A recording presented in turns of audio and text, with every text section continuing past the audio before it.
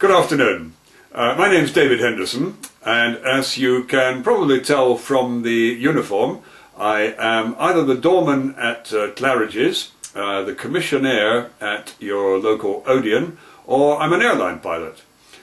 It's probably true to assume that these good people wouldn't be in a position to help you with the discomfort you might have at the thought of flying, so I guess I must be an airline captain. I feel very flattered that you've chosen to spend some time with me today so that I can tell you a little bit about the industry that I've worked in for more than 40 years with some 23,000 hours flying time, and answer any questions which you might have.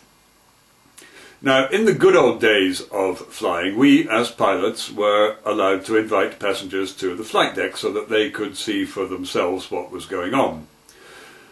On many occasions, our passengers were apprehensive about flying, and sometimes a couple flying together would come up to the flight deck, and one would have a certain trepidation about the whole thing, while the other loved it, or at least was ambivalent and unconcerned. It was a great feeling to see the wow factor spread across their faces as they stepped into our little cocoon with its big wraparound windscreen and the numerous instruments, dials, knobs, switches, levers, when all you've seen is the view from the little porthole in the cabin. The view from up at the pointy end is breathtaking. Imagine those beautiful few minutes as the sun lowers below the horizon and the sky turns from blue to pink to amber to red to purple to black. Gosh, but we're lucky. That's my office up there, and as I said, if the only place you've seen the outside world from is in one of these little windows there, you've missed a treat. That's the place to be, and it's the best office in the world. Now, what I've found to be most helpful to passengers is a simple explanation of what happens when we go flying and how it all works. Don't worry, there's no maths or physics involved, and there's no exam at the end.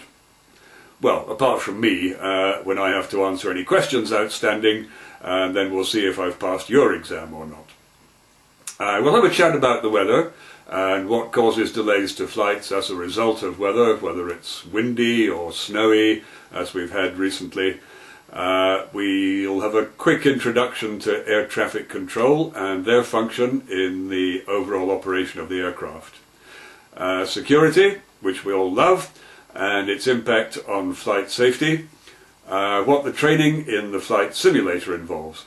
I promise not to shower you with statistics of how safe flying really is. Well, perhaps one. I mean, do you know, for example, that you're 10,000 times more likely to have an accident on the way to the airport, etc., etc., but we won't go there. Now, the best way to get the ball rolling is to ask you if you have any burning questions on any aspects of flight. Then later on we'll come back and I'll just give you my hard-earned advice. This ensures that I address your concerns and I don't just give you my pre-prepared speech on the subject. Tim asked me just before we started about the US Airways flight last month, US Airways flight 1549, which Captain Chesley Sullenberger managed to land successfully in the Hudson River just to the west of Manhattan in New York. Now that's a very good, interesting and topical question which covers a few items which we were going to discuss anyway. So let's start with that one. Captain Sullenberger's problems began round about 3,000 feet that morning when he encountered an exceptionally large flock of Canada geese, which are very sizable birds. Now normally these wouldn't be above 5,000 feet, and normally much lower than that. Captain Chesley was unfortunate enough to encounter them at round about 3,000 feet on his departure from LaGuardia before he turned west and south to head off to Charlotte, I think it was their destination. Now, when you take a bird like that into a big engine, the bird is going to lose, but the engine is going to come off rather badly out of the encounter as well. As I said earlier, the normal height that birds fly is probably not much higher than 3,000 feet, although there was a record, I believe, of a Varig crew, that's the Brazilian airline crew, who were flying along at 25,000 feet, and just past the windshield went a very large Andean condor. I don't know who was more shocked, the condor or the crew of the aeroplane. Now, when that happens, and it's unpredicated, I have to tell you that we do not practice gliding in aeroplanes. Although the aeroplane itself is a perfectly good glider with no power, it's a case of getting the speed right and the rate of descent right, which Captain Chesley did with great expertise. We call it airmanship.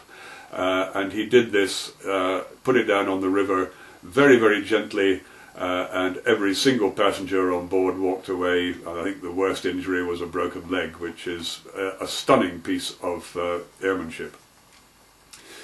Now, when we take off, we predicate every takeoff on the fact that we are in fact going to lose an engine's going to fail at a critical point in the takeoff run. So, having prepared for that eventuality, everything else really is a dawdle, right? So we have what we call a series of speeds. They're called V1, VR and V2. V1 is the decision speed on the runway, at which time we must make a decision whether we're going to stop on the runway or continue the takeoff. VR is the rotate speed. That's when we rotate the aircraft from its level attitude, bring the nose up to get lift from the wings and then climb away. V2 is the safety speed. We won't go into that. There's no particular need for you to know too much about that. Now, when the engine failure happens, we'll normally be established in the climb at about 15 degrees nose up, and we will then go through a series of checks to control any more damage to that engine. It just involves shutting the engine down, really. We close the throttle, in other words, you take your foot off the accelerator, and we cut off the flow of fuel to that engine. We will then leave everything else until the aircraft is cleaned up and everything's calm again, and we then go through a few other checks to make sure that everything's been done properly, and we will obviously have to look at our intentions. Normally in that situation, of course, we come straight back into the airport and land on one engine. And this is something which we practice in the simulator time after time after time. Engine failures on takeoff, single-engined approaches, single-engine landings. If things go badly wrong, then we might need to do a single-engined, what we call go-around. In other words, if we have to miss the approach for any reason and climb away again on one engine. Now, I've been lucky in my career that I've never had an engine failure at a critical stage in flight. I've had a few engine failures and a few shutdowns, a few aborted takeoffs, but I'm here to tell the tale, so obviously things went okay that particular day. So that is just about the gist of how I pitch the information. What I've found is that if you tell passengers the truth, they'll stick with you. If you try and lie to them, then you'll lose them completely. This goes for anything from reasons for delayed flights, as to why their baggage hasn't turned up, anything like that. Be honest with them, don't bullshit them. They're intelligent people and they appreciate the honest truth. So on that note, I'm going to upload this now to the website so that you can have a look, and when you've had a chance to consider this, you can get back to me and let me know what you think.